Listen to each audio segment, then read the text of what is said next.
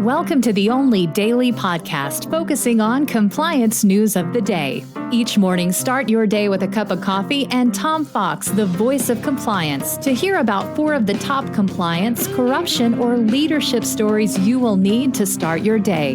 The Daily Compliance News is a production of the Compliance Podcast Network.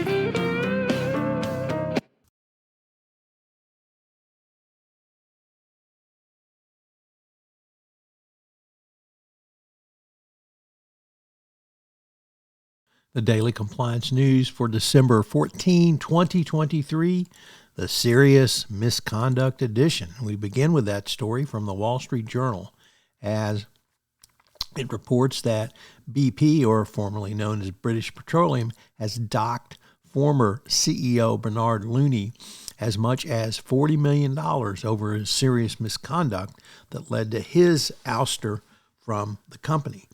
He reported to the company in this past summer that he had not been honest with the board of directors regarding past relationships, romantic relationships with BP employees.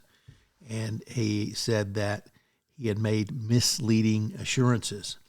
The BP board on Wednesday determined the information he provided back to July 2022 was inaccurate and incomplete. The board said, quote, following careful consideration, the board concluded that in providing inaccurate and incomplete assurances in July 2022, Mr. Looney knowingly misled the board.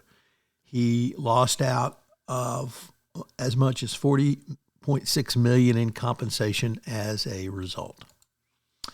Next up, the first of 2 stories about Tesla.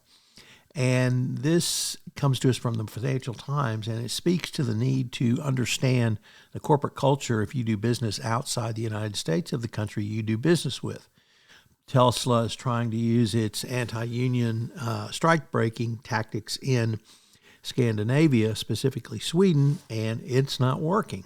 Sweden has a much more robust pro-union country, with workers believing that the Swedish political system is what makes Sweden Sweden.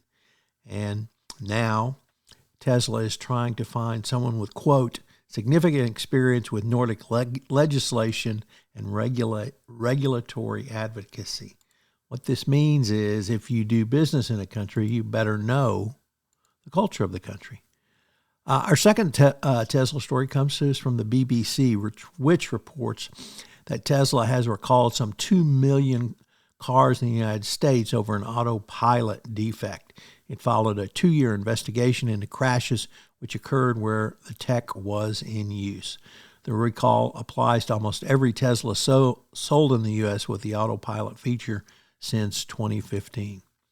And our final story comes to us from Reuters that Russian hackers are targeting companies' servers who have outdated software, similar to the software that was used in the SolarWinds attack. So, what's in your server? The Daily Compliance News is a production of the Compliance Podcast Network and a proud member of C-Suite Radio. Thanks so much for listening. I hope you'll join me again tomorrow.